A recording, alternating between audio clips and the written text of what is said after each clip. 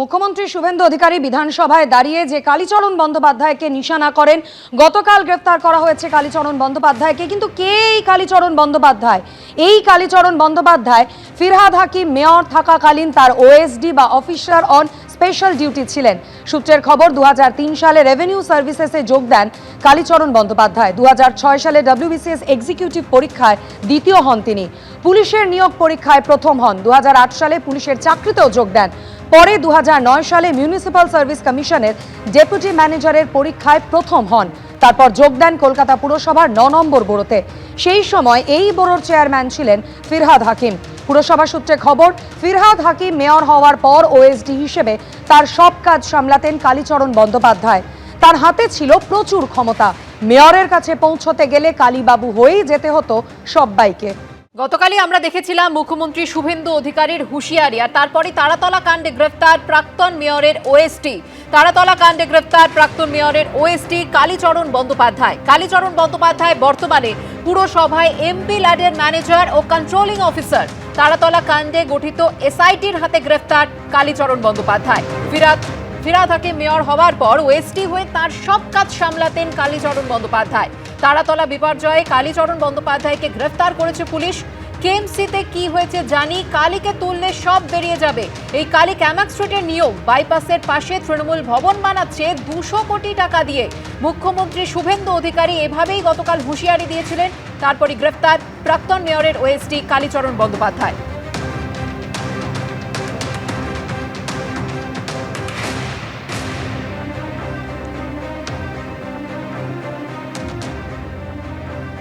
কেএমসিতে কি হয়েছে আমরা জানি না। আমরা কালীকে তুললে সব বেরিয়ে যাবে।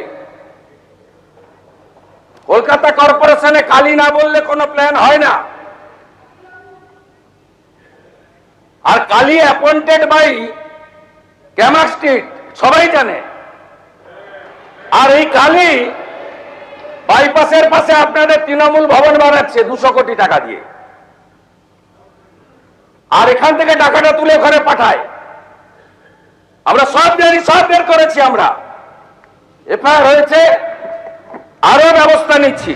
আপনারা শুনলেন প্রাক্তন তৃণমূল কাউন্সিলর বিশ্বরূপ দে যেমনটা বললেন যে মন ভারাক্রান্ত হয়ে গিয়েছে একটার পর একটা ঘটনায় যেভাবে তৃণমূল কংগ্রেস জড়িয়ে পড়ছে, তাই তৃণমূল থেকে ইস্তফা দেওয়ার সিদ্ধান্ত তিনি নিয়েছেন এবং সেই কারণেই দল ছেড়েছেন প্রাক্তন তৃণমূল কাউন্সিলর বিশ্বরূপ দে। আর বিশ্বরূপ দে তৃণমূল থেকে ইস্তফা দেওয়া নিয়ে কটাক্ষ করেছেন বিজেপি বিধায়ক সজল ঘোষ। তিনি বলছেন উনি কোন তৃণমূলে আছেন সেটাই তো বোঝা দায়। না, বলার মতো তার কিছু নেই, কি আর বলবো। আমি গত কয়েকদিন ধরে তাকে দেখেছি, তিনি তৃণমূল বিরোধী বক্তব্য রাখছেন বিভিন্ন মিডিয়াতে, বিশেষ করে সুদীপ বন্দ্যোপাধ্যায় বিরোধী। তারপর তাকে দেখেছি দ্বিত তৃণমূলের মিটিং এও যেতে।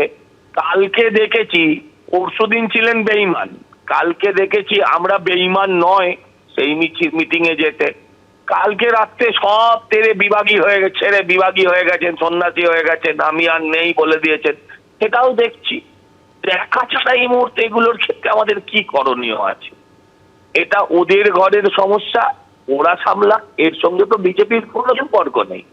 কিন্তু প্রত্যেকটা মানুষকে তার স্ট্যান্ড পয়েন্ট ঠিক করতে হবে যে আমি কোন দিকে, আমি হৃত না আমি ধৃত, কোন তৃণমূলে আছি। সকালে এক জায়গায়, দুপুরে আরেক জায়গায়, বিকেলে আরেক জায়গায় গেলে তো আর চলবে না। আর এই তারাতলা কাণ্ডের প্রতিবাদে তৃণমূল কংগ্রেস ছাড়লেন বিশ্বরূপ দে। তিনি বলেন যে মন ভারাক্রান্ত, একটার পর একটা ঘটনায় তৃণমূল জড়িয়ে পড়ছে। তৃণমূলের গাফিলতিতে তারাতলার এই ঘটনা, তৃণমূল আর করব না, দল ছেড়ে দাবি করেছেন প্রাক্তন তৃণমূল কাউন্সিলর বিশ্বরূপ দে।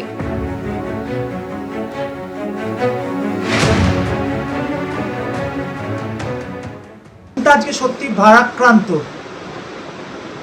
একটার পর একটা ঘটনায় যেভাবে তৃণমূল কংগ্রেস এবং জোড়াফুল জড়িয়ে পড়ছে তা চোখে দেখা যায় না, বিশ্বাস করা কঠিন।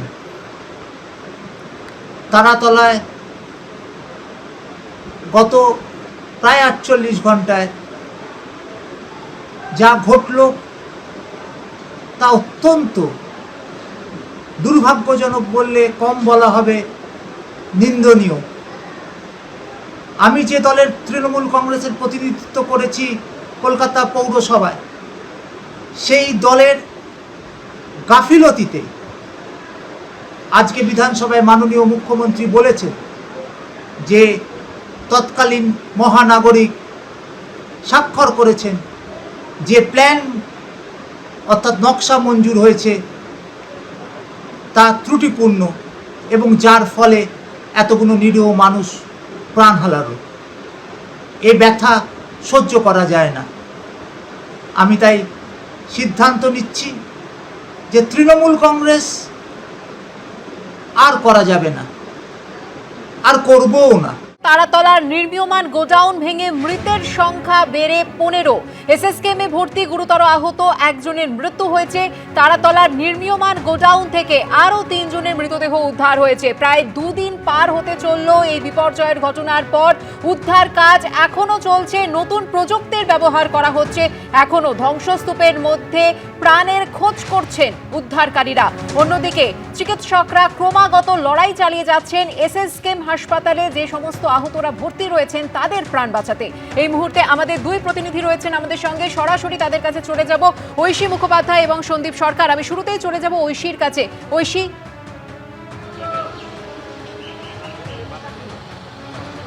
দেখো, উদ্ধার কার্য চলছে, উদ্ধার কার্য চালাচ্ছে সেনাবাহিনী, এনডিআরএফ, ডিএমজি এবং তার সঙ্গে এখন যুক্ত হয়েছে ভারতীয় রেল।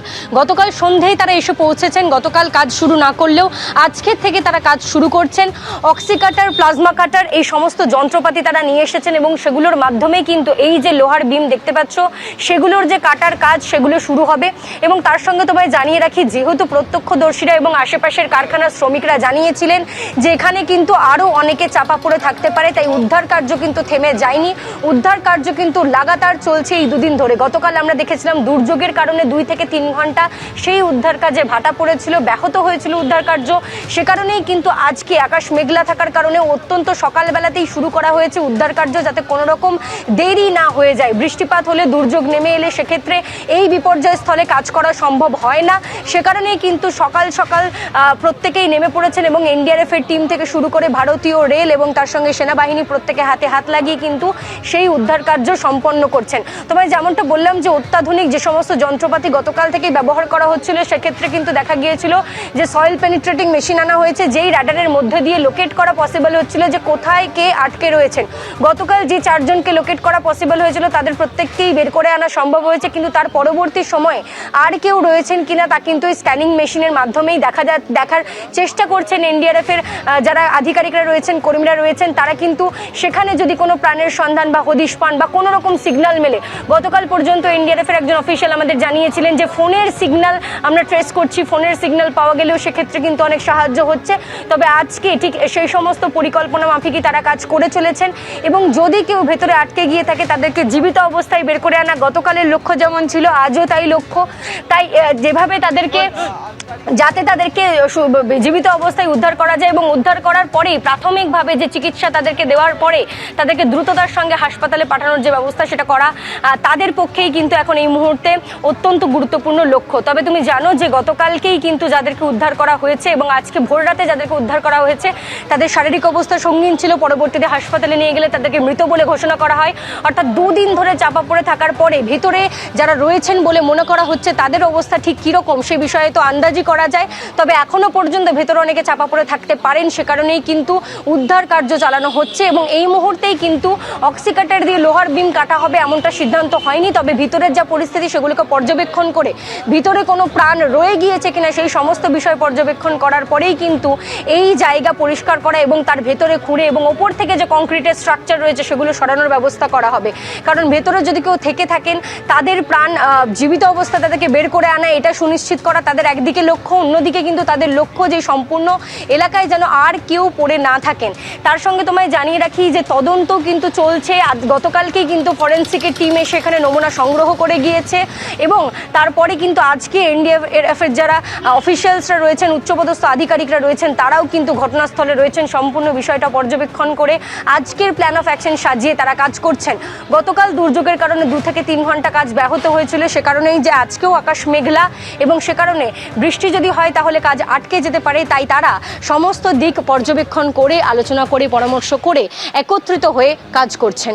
ঐশী, তুমি আমাদের সঙ্গে থাকো। অর্থাৎ একদিকে যেমন উদ্ধার কাজ চলছে, তেমনি অন্যদিকে আহতদের চিকিৎসা চলছে এসএসকেএম হাসপাতালে। সরাসরি এই মুহূর্তে আপনাদের এসএসকেএম হাসপাতালে নিয়ে যাব, প্রতিনিধি সন্দীপ সরকার আমাদের সঙ্গে রয়েছেন। সন্দীপ, গতকাল রাতে 3 জনের মৃতদেহ আনা হয়, আজ সকালে আরও একজনের মৃত্যু হয়, বেশ কয়েকজন এখনো আশঙ্কাজনক অবস্থায় চিকিৎসাধীন। সব মিলিয়ে হাসপাতাল সূত্রে এই মুহূর্তে কি খবর? দেখো, গতকাল রাতের বেলা যে 3 জনের দেহ উদ্ধার হয়েছিল, 3জনই মৃত অবস্থাতেই হাসপাতালে এসেছেন, এমনটা চিকিৎসকেরা তাদের রিপোর্টে উল্লেখ করেছেন। এই 3 জন যাদের দেহ উদ্ধার হয়েছে, এর মধ্যে একজনের মাত্র পরিচয় জানা গিয়েছে। তিনি হচ্ছেন শ্যামনগরের বাসিন্দা, উত্তর 24 পরগনার শ্যামনগরের বাসিন্দা স্বপন মণ্ডল। আর বাকি যে 2 জনের দেহ পাওয়া গিয়েছে তারা আনুমানিক, তাদের বয়স 45, পুরুষ। তাদের পরিচয় এখনো পর্যন্ত জানা যায়নি। যারা নিখোঁজ রয়েছেন তাদের পরিবারের সাথে কথা বলে তাদের দেহ শনাক্তকরণের চেষ্টা করা হচ্ছে। অন্যদিকে চিকিৎসাধীন এক যুবক, তার মৃত্যু হয়েছে কিছুক্ষণ আগে। এসএসকেএম হাসপাতালে ভর্তি ছিলেন গতকাল উদ্ধার হওয়া মন্নু কুমার, যে মন্নু কুমারের বাড়ি বিহারের মুঙ্গের জেলায়। সেই মুঙ্গের থেকে তারা পরিবারের 6 জন মিলে কাজ করতে এসেছিলেন কলকাতাতে পরিযায়ী শ্রমিক হিসেবে। এবং তারা কেউ ঢালাই মিস্ত্রি, কেউ নির্মাণ শ্রমিক, তারা প্রত্যেকেই এই 6 জনই কাজ করছিলেন ওই অভিশপ্ত জায়গায়। সেই জায়গাতে একই পরিবারের 6 জনের মধ্যে গতকাল একজনের দেহ উদ্ধার হয়েছিল, যার নাম ঘি কুমার।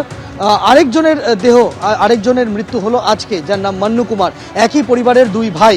তাদের পরিবারের আরও 3 জন এসএসকেএমে এখন মৃত্যুর সাথে পাঞ্জা লড়ছেন। গতকাল যিনি মারা গিয়েছিলেন ঘি কুমার, তার বাবা রাজেন্দ্র কুমার, তিনি চিকিৎসাধীন রয়েছেন। আজকে যিনি মারা গেলেন মন্নু কুমার, তার 2 ভাই শহীদ কুমার এবং মানিকচাঁদ কুমার, তারা ভর্তি রয়েছেন এসএসকেএম হাসপাতালে। এখনও তাদের পরিবারের আরেক ভাই শিরচাঁদ কুমার, তার কোনো খোঁজ পাওয়া যাচ্ছে না। তুমি দেখতে পাবে আমার ঠিক ডান দিকে পরিবারের সদস্যরা তারা সেখানে বসে আছেন, তারা অপেক্ষায় আছেন যে দেহ নিয়ে তারা বিহারের বাড়িতে ফিরবেন। এখনো পর্যন্ত দেহ পরিবারের সদস্যদের হাতে তুলে দেওয়া হয়েছে, কিন্তু তারা দেহ নিয়ে রওনা হননি। আজকে মন্নু কুমারের দেহ নিয়ে একসাথে তারা বিহারের দিকে রওনা হবেন। আমরা দেখতে পাচ্ছি যে পরিবারের সব সদস্য তারা এখানেই অপেক্ষায় রয়েছেন। তারা এখানে হাসপাতাল কর্তৃপক্ষের সাথে গিয়ে কথা বলেন আজকে এক দফায়, এবং সেখানে গিয়ে পরিবারের সদস্যদের জানানো হয় যে মন্নু কুমারের মৃত্যু হয়েছে। আজকে সকালবেলা স্বপন মণ্ডল, বাড়ির যিনি আরেক সদস্য, যার পরিবার গত 2 দিন ধরে এসএসকেএম হাসপাতালে পড়েছিল, তার এখনও এসএসকেএম হাসপাতালে তারা বসে রয়েছেন, এখনও তারা কান্নায় ভেঙে পড়েছেন। তাদের পরিবারের সদস্য স্বপন মণ্ডল, তার মৃত্যু হয়েছে। আজকে 3 জনের দেহ এসেছিল রাতের বেলা, একজনের মৃত্যু হয়েছে হাসপাতালে চিকিৎসাধীন থাকা অবস্থায়। এই পরিবারের সদস্যরা তারা আজকেই দেহ নিয়ে রওনা হবেন তাদের বিহারের মুঙ্গেরের বাড়িতে। এবং যে সদস্য এখনও নিখোঁজ, তার জন্য হন্যে হয়ে তারা ঘুরে বেড়াচ্ছেন দুর্ঘটনাস্থল থেকে শুরু করে। যখনই কোনো দেহ আসছে সেখানে গিয়ে খোঁজ নিচ্ছেন, জানার চেষ্টা করছেন যে সেটা তাদের পরিবারের নিখোঁজ সদস্যের কিনা। এরকমই একটা মর্মান্তিক ছবি আমরা দেখতে পাচ্ছি এসএসকেএম হাসপাতালে। অবশ্যই পরিস্থিতির দিকে নজর থাকবে। সন্দীপ, ধন্যবাদ। ঐশী, তোমাকেও ধন্যবাদ। এবিপি আনন্দ, এগিয়ে থাকে, এগিয়ে রাখে।